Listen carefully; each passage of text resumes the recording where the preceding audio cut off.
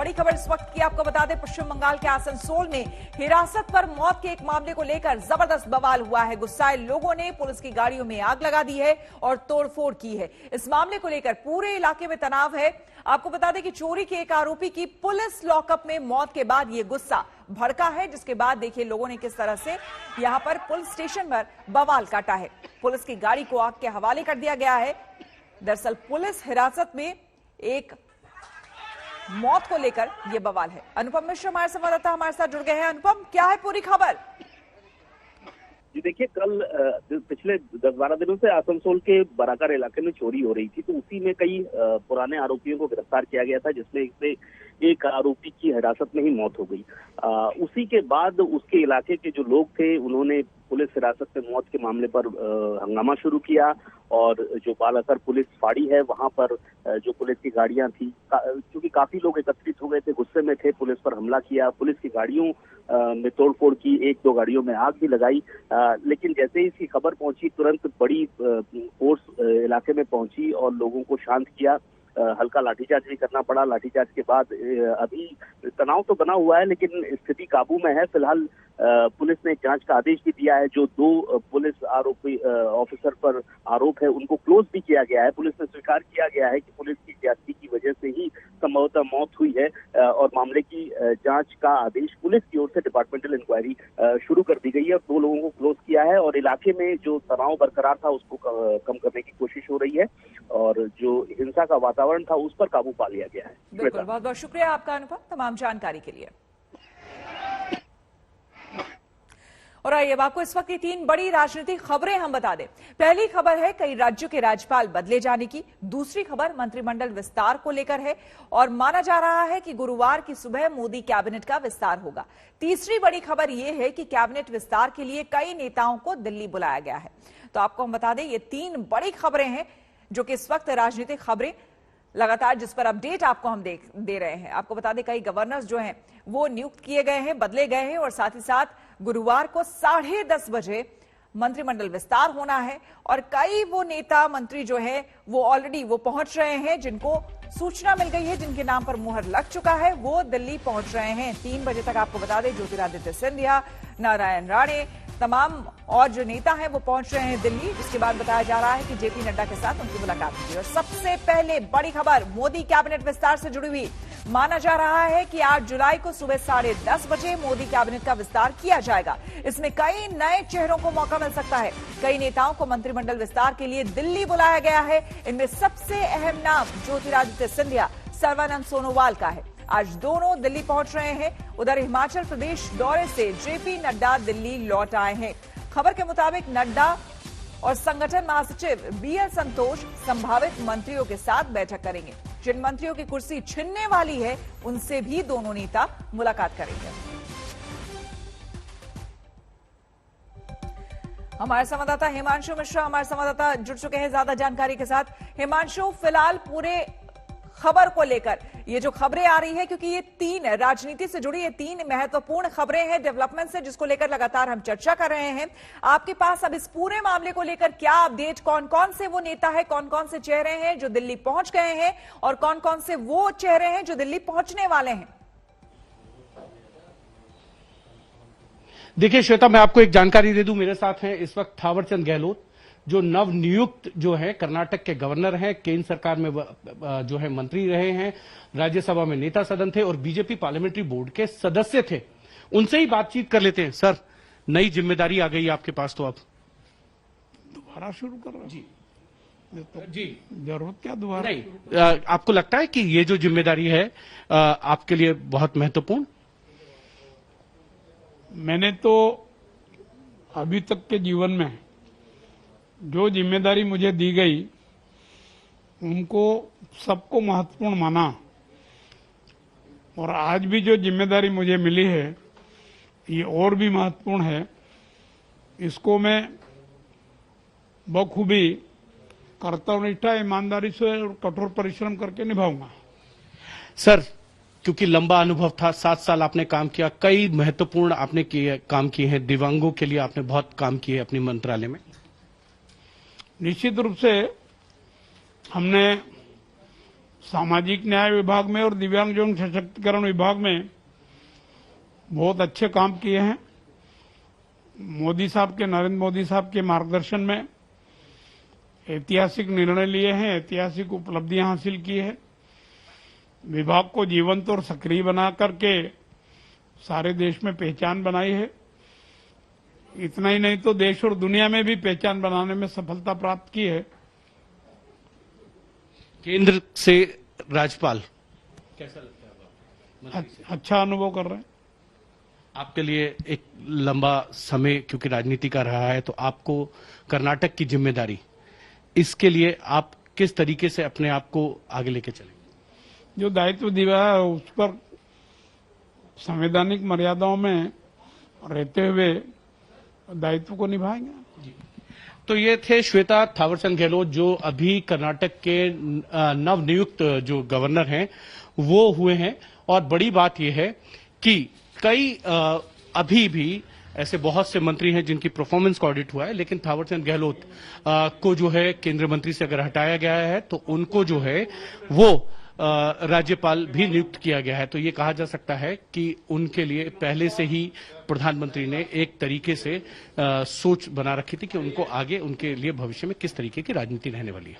बिल्कुल हिमांशु, अभी थावरचंद गहलोत से आपने बातचीत सुनी हमारे दर्शकों ने, और वो पूरी तरह से तैयार हैं और अपनी नई जिम्मेदारी को लेकर उन्होंने खास तौर पर बताया कि किस तरह से उनको जो कुछ भी मिला है वो पूरी तरह से उसको निर्वहन करेंगे। जो भी जिम्मेदारी उन्हें मिली है अब तक वो करते रहे हैं। और इस बीच आपको हम बता दें कि किस राज्य से किसकी संभावना है, ये आपको बता दें। देखिए, अगर हम बात करें पटना में सुशील मोदी, पशुपति पारस, राजीव रंजन उर्फ लल्लन सिंह और संतोष कुमार, ये वो नाम है पटना से। हालांकि इसमें आपको ये भी बता दें कि आखिरी मुहर जो है वो नीतीश कुमार ही लगाने वाले हैं, लेकिन जिनको लेकर चर्चा चल रही है वो ये नाम है। बिहार की अगर हम बात करें, अगर हम उत्तर प्रदेश की बात करें तो ये चुनावी राज्य है। देखिए, लखनऊ में आपको हम बता दें, यानी कि उत्तर प्रदेश की बात हो रही है तो अनुप्रिया पटेल और जो कि अपना दल की नेता है, वरुण गांधी, इनको लेकर बातचीत चल रही है। और प्रवीण निषाद जो निषाद पार्टी के नेता है उनको लेकर, क्योंकि आने वाले समय में यहां पर चुनाव होने वाले हैं, इसके मद्देनजर यहां पर समीकरण बिठाने की कोशिश है।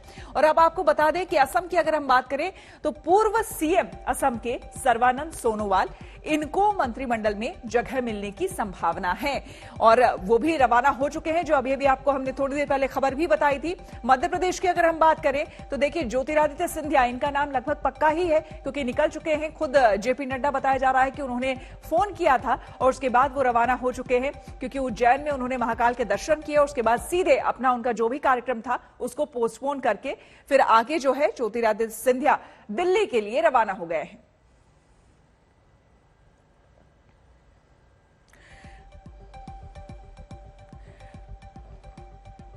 और इस बीच आपको हम बता दें कि हमारे संवाददाता रवीश पाल सिंह भोपाल से हमारे साथ जुड़ रहे हैं और हिमांशु हमारे साथ पहले से जुड़े हुए हैं। रवीश, आपके पास क्या कुछ जानकारी, क्योंकि बताया ये जा रहा है कि ज्योतिरादित्य सिंधिया जो हैं वो लगभग 3 बजे की उनकी फ्लाइट है और उसके बाद वो यहां पहुंचेंगे और जेपी नड्डा से भी मुलाकात का कार्यक्रम है। इस बारे में आपको कोई जानकारी? जी बिल्कुल, कार्यक्रम तक तय हो चुका है। 3:30 बजे रेगुलर फ्लाइट इंदौर से उनकी है जो सीधे दिल्ली पहुंचाएगी। अगले 1.5 घंटे में वो दिल्ली पहुंच जाएंगे 4:30 बजे के आसपास। और उसके बाद बताया जा रहा है शाम 6 बजे के करीब भारतीय जनता पार्टी के राष्ट्रीय अध्यक्ष जेपी नड्डा से उनके घर पर ज्योतिरादित्य सिंधिया की मुलाकात होनी है। हालांकि यह भी बताया जा रहा है कि अकेले ज्योतिरादित्य सिंधिया नहीं बल्कि ऐसे कई मंत्री जिनका नाम संभावित है मंत्रिमंडल में, उन सबसे मुलाकात होनी है जेपी नड्डा की। लेकिन ज्योतिरादित्य सिंधिया को लेकर के इसलिए ज्यादा हलचल तेज है क्योंकि ज्योतिरादित्य सिंधिया की वजह से ही भारतीय जनता पार्टी की सरकार मध्य प्रदेश में 2020 मार्च में बनी थी और जब उन्होंने कांग्रेस छोड़कर भारतीय जनता पार्टी की सदस्यता ली थी तभी से यह माना जा रहा था कि ज्योतिरादित्य सिंधिया को केंद्र की राजनीति में बड़ा पद दिया जाएगा।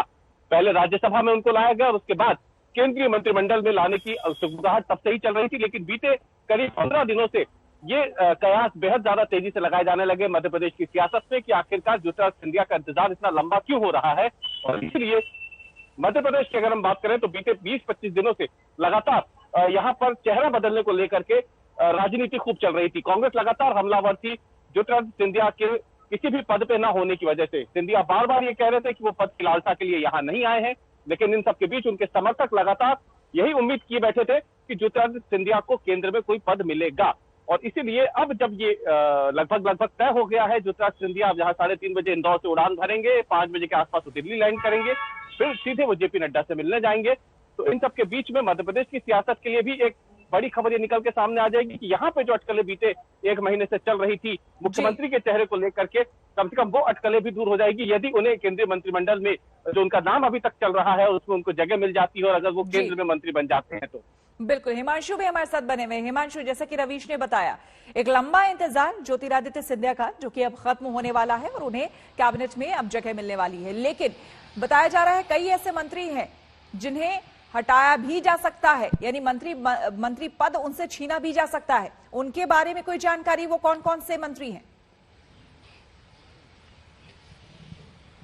देखिए श्वेता, इस चीज की जानकारी सिर्फ अभी प्रधानमंत्री नरेंद्र मोदी, गृह मंत्री अमित शाह और जेपी नड्डा के पास है कि किस मंत्री को हटाया जा सकता है, इतना तय है।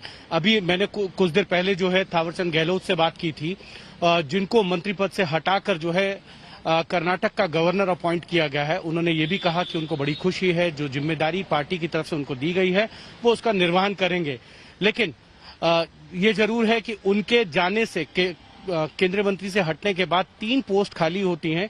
एक पोस्ट बीजेपी के अंदर पार्लियामेंट्री बोर्ड के सदस्य के तौर पर, जो पहले से जिसमें 4 सदस्य नहीं हैं, अरुण जेटली, सुषमा स्वराज, अनंत कुमार और वेंकैया नायडू के बाद 4 पोस्ट पहले से खाली थी। एक पोस्ट जो है थावरचंद गहलोत के गवर्नर बनने के बाद से खाली हो जाएगी। साथ ही साथ राज्यसभा में सदन के नेता कौन होंगे ये भी तय करना होगा, क्योंकि 19 तारीख से जो है बीजेपी पार्लियामेंट का सेशन शुरू होने जा रहा है। और साथ ही साथ उनकी जगह नया दलित चेहरा जो है सरकार के अंदर कौन आएगा, इसको लेकर अब कुछ देर में थोड़ी पिक्चर क्लियर हो जाएगी। लेकिन इतना जरूर है कि किन मंत्रियों की परफॉर्मेंस कैसी है, ये सारी रिपोर्ट जो है प्रधानमंत्री ने अपने पास बना ली है और अब उसके आधार पर जो है रिशफल हो रहा है। और उसकी पहला कड़ी जो है हमने देखा कि थावरचंद गहलोत को जो है मंत्रिमंडल से हटाकर जो है वो कर्नाटक का गवर्नर बनाया गया। तो एक कदम तो आगे बढ़ चुके हैं। अब देखना यह है कि आगे किन किन मंत्रियों को जो है हटाया जाता है और किन को हटाकर संगठन या अन्य जिम्मेदारियां जो हैं वो दी जाती हैं। बिल्कुल, और इन फेरबदल के बीच में कई राजनीतिक प्रतिक्रियाएं भी आ रही हैं। हमारे साथ हमारे संवाददाता रोहित सिंह भी पटना से जुड़ गए हैं, उनसे भी हम बात करेंगे, जानकारी लेंगे। लेकिन उससे पहले ये जो राजनीतिक प्रतिक्रियाएं आ रही हैं, जरा वो सुन लेते हैं। रक्षा मंत्री जी, क्या जल्दी विस्तार हो रहा है, कैबिनेट में विस्तार हो रहा है? अभी संबंध में मैं कुछ नहीं कह सकता। बहुत बहुत धन्यवाद। क्या लगता है कि आपको एक कैबिनेट का भी दर्जा देने का नहीं, उसके बारे में मैं कुछ नहीं कह सकता हूँ। मैं पहुँचने के बाद मुझे जानकारी मिलने के बाद मैं कहूँगा। आज जेपी नड्डा जी बुलाया क्या सर? नहीं। काल मंदिर में दर्शन करने का सौभाग्य मुझे मिला। इस मंदिर के साथ सिंधिया परिवार की अंतरात्मा की भावना जुड़ी हुई है। जब मैं उज्जैन आता हूँ तो महाकाल के दरबार में भोग लगाना हमारा धर्म और दायित्व दोनों है। मेरी यही कामना है कि इस कोरोना के युद्ध में मानव जाति को भगवान आशीर्वाद प्रदान करे, विजयश्री प्रदान करे और उसी के साथ एक अमन चैन का वातावरण हमारे प्रदेश में रहे, सुख समृद्धि के रास्ते में हम लोग चलते रहें, विकास और प्रगति होते रहे और एक आध्यात्मिक विकास भी हर भारतीय नागरिक का भगवान महाकाल के आशीर्वाद से होता है। सर आज दिल्ली से बुलावा आ गया है सर, कितनी बजे तक निकलना है और क्या? यहाँ से मैं जा रहा हूँ कई जगह श्रद्धांजलि अर्पित करने के लिए, फिर बीजेपी कार्यालय भी मैं जा रहा हूँ, 2-3 लोगों के यहाँ भी जा रहा हूँ और ऐसा ही विस्तृत दौरा। दिल्ली से बुलावा आया है, क्या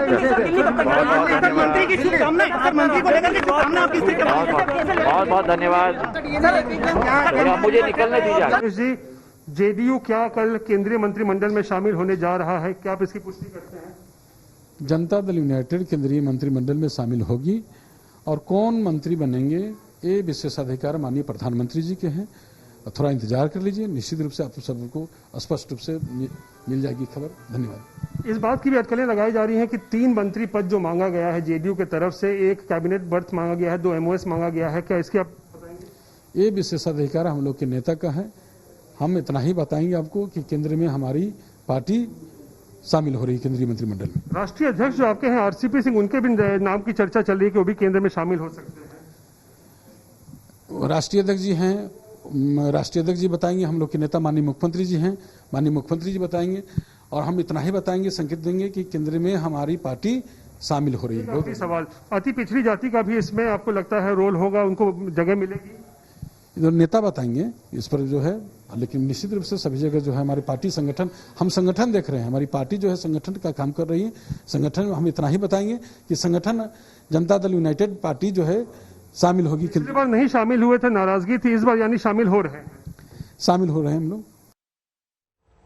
सीधे चलते हैं पटना, रोहित सिंह के पास। रोहित, उमेश कुशवाहा से कुछ समय पहले आपने बातचीत की थी, अभी हमने वो दिखाया भी था। कम से कम ये तो तस्वीर साफ हो गई है कि हाँ, जेडीयू जो है इस बार वो शामिल हो रही है केंद्रीय मंत्रिमंडल में, जो कि पिछले बार नहीं हुई थी नाराजगी की वजह से। लेकिन इस बार किस तरह के समीकरण बन रहे हैं, किन किन बातों को ध्यान रखकर किन किन का नाम आगे आ सकता है, इसको लेकर कुछ क्लैरिटी हुई है? देखिए श्वेता, अब जो मोदी मंत्रिमंडल का विस्तार हो रहा है उसमें किन किन को शामिल किया जाए, इसको लेकर एक फैक्टर जो है वो 2024 का लोकसभा चुनाव है, तो उसको नजर में जरूर रखते हुए जो है किसी भी नाम पर जो है चर्चा की जा रही है। 2019 में जो है जेडीयू शामिल नहीं हुई थी, उसकी अपनी वजह थी, क्योंकि 2 आदमी मंत्री बनना चाह रहे थे सरकार, और सरकार ने एक ही मंत्री पद जो है वो ऑफर किया था जेडीयू को। लेकिन अब जो है स्थिति स्पष्ट हो गई है कि जेडीयू कम से कम इस बार जो मंत्रिमंडल विस्तार होना है उस पर शामिल जरूर हो रही है। और हमारे जो सूत्र बता रहे हैं, नीतीश कुमार ने एक कैबिनेट मंत्री और 2 राज्य मंत्री का पद मांगा है, यानी 3 मंत्री पद जो है वो मांग की है। अब ऐसे में देखना ये होगा कि क्या जेडीयू को 3 बर्थ जो है वो दिया जाता है या नहीं। और जहां तक नामों की बात करें तो आरसीपी सिंह, जो कि राष्ट्रीय अध्यक्ष जेडीयू के, उनके नाम की सबसे ज्यादा चर्चा है। वो फ्रंट रनर माने जा रहे हैं कि उन्हें केंद्रीय मंत्रिमंडल में जगह मिलेगी। साथ ही पिछड़ी जाति से आने वाले भी 2-3 नाम हैं, जैसे रामनाथ ठाकुर हुए, चंद्रेश्वर चंद्रवंशी जो जहानाबाद के एमपी हैं, और संतोष कुशवाहा जो कि पूर्णिया से एमपी हैं। इन सब के भी मंत्री बनने की चर्चा चल रही है। हालांकि आखिरी मुहर जो है वो नीतीश कुमार जो है उन नामों पर लगाएंगे जिनको वो केंद्रीय मंत्रिमंडल में शामिल करवाना चाहते हैं। और उसके साथ ही पशुपति पारस एलजेपी कोटे के, उनका मंत्री बनना लगभग तय है। और साथ ही सुशील मोदी बीजेपी से, जो पिछले 7-8 महीने से जो है वो बिहार की राजनीति से दूर है, उन्हें भी अब केंद्र में जो है जगह मिलना लगभग तय माना जा रहा है। बिल्कुल रोहित, आपका और तमाम जो हमारे संवाददाता हमारे साथ जुड़े हुए थे, आप सभी का, हिमांशु आपका, तमाम लोगों का बहुत बहुत शुक्रिया तमाम जानकारी के लिए। इस बीच आपको हम बता दें कि महाराष्ट्र विधानसभा के सत्र के दूसरे दिन आज भी बीजेपी ने प्रदर्शन किया है। पार्टी विधायक आज सदन के अंदर नहीं गए, उन सभी ने सदन के बाहर ही शैडो असेंबली बनाई और अपनी ही पार्टी के नेता को स्पीकर बना दिया। कल पार्टी के 12 विधायकों के निलंबन को लेकर बीजेपी ने यह प्रदर्शन किया है। इस मौके पर पूर्व मुख्यमंत्री देवेंद्र फडणवीस ने कई गंभीर आरोप लगाए। वहीं दूसरी ओर उद्धव सरकार केंद्रीय कृषि कानून में संशोधन को लेकर आज प्रस्ताव लेकर आई है। जिस प्रकार से कल 12 लोगों को सरकार ने सस्पेंड किया, सरकार के खिलाफ जब बोलते हैं ये सरकार किसानों के खिलाफ है, ओबीसी के खिलाफ है, मराठाओं के खिलाफ है, पिछड़ों के खिलाफ है, ये सारी चीजें जब हम बोलते हैं तो सरकार जवाब नहीं दे सकती। इसलिए हमारे 12 विधायकों को कल सस्पेंड किया और बिल्कुल झूठे आरोप लगाकर, सिरे से झूठे आरोप लगाकर उनको सस्पेंड किया। और आज जब हम शांति के साथ हमारी प्रति विधानसभा चला रहे थे तो वहां पर मार्शलों को भेजकर मीडिया के साथ दुर्व्यवहार किया गया, मीडिया के कैमरे छीने गए। और इसलिए हमने ये तय किया, हमारी लड़ाई मार्शलों से नहीं है, हम अब मीडिया रूम में यहां आकर हमारा ये जो प्रति विधानसभा ये चलाएंगे और इस सरकार का नकाब फाड़ेंगे, इनके भ्रष्टाचार के प्रकरणों को यहां बाहर निकालेंगे। अगर विधानसभा में हमको ये बैठने नहीं देते तो जनता के बीच जाकर हम इस सरकार का बुर्खा फाड़ेंगे। हम यहां पर इसकी शुरुआत कर रहे हैं। और महाराष्ट्र के बाद अब बात करेंगे पंजाब की। पंजाब कांग्रेस में जारी खींचतान के बीच मुख्यमंत्री कैप्टन अमरिंदर सिंह आज शाम 5 बजे पार्टी अध्यक्ष सोनिया गांधी से मिलने वाले हैं। माना जा रहा है कि दोनों के बीच पंजाब में जारी पार्टी की अंदरूनी कलह को लेकर बात होगी ताकि विवादों को खत्म किया जा सके। सूत्रों के मुताबिक सोनिया गांधी और कैप्टन अमरिंदर की होने वाली मुलाकात में राहुल गांधी भी मौजूद रह सकते हैं। तो आपको हम बता दें, कुछ दिनों पहले नवजोत सिंह सिद्धू यहां आए थे और उनकी मुलाकात हुई थी। राहुल गांधी और प्रियंका गांधी से मुलाकात हुई थी। करीबी भी माने जाते हैं प्रियंका के। लेकिन इस बीच अब कैप्टन पहुंच रहे हैं दिल्ली और यहां सोनिया गांधी से मुलाकात। आप जानते हैं पिछली बार जब इलेक्शन डिक्लेयर हो गई, इलेक्शन कमीशन ने डिक्लेयर कर दी, उस टाइम ही सब चेहरे अनाउंस करते हैं, तो कैप्टन अमरिंदर सिंह चेहरा अनाउंस हुए। इस बार भी पार्टी हाईकमांड और कैप्टन अमरिंदर सिंह जो बहुत एक सीनियर लीडर हैं, आप जानते हैं उंगलियों पे गिने होंगे 10 लोग हैं आज हमारे जो पार्टी में बचे हैं, क्योंकि एज फैक्टर भी होता है और भी चीजें हैं, तो उसमें वो आते हैं। आप सोच सकते हैं भी उनके बगैर कोई पार्टी फैसला लेगी? इतने सीनियर लीडर हाईकमांड के साथ हमेशा वो रहे हैं और गांधी फैमिली के साथ एक अलग, आप जानते हैं मेरे से भी अच्छा, तो इसलिए जो भी चेहरा होगा वो कैप्टन अमरिंदर सिंह और पार्टी हाईकमांड बैठ के डिसाइड करेगी। वादे पूरे नहीं करोगे, आपने गुटखा साहब हाथ पर रखकर कसम उठाई हुई है, अगर पूरे नहीं करोगे तो कैसे लोग जाएंगे, कैसे हम इलेक्शन लड़ पाएंगे, आपके एमएलए अपने इलेक्टेड को कैसे फेस कर पाएंगे? तो यही बात हम कह रहे हैं कि कैप्टन साहब वक्त बहुत गुजर चुका है, बहुत सारा पानी जो है ये इसके ब्रिज के नीचे से बैठ चुका है, अब वादे पूरे कीजिए, वादे करने का टाइम है। तो यही हम पार्टी हाईकमांड को कह रहे हैं कि ये आप इंश्योर कीजिए, ये सारी बातें इनको अब करनी ही हो। अफसरशाही का बहुत वहाँ जोर चल चुका है और ये अफसरों ने एक जैसे गवर्नर का राज है वैसे चल रहा है, कांग्रेस के वर्कर की या एमएलए की तो कोई सुनवाई नहीं है।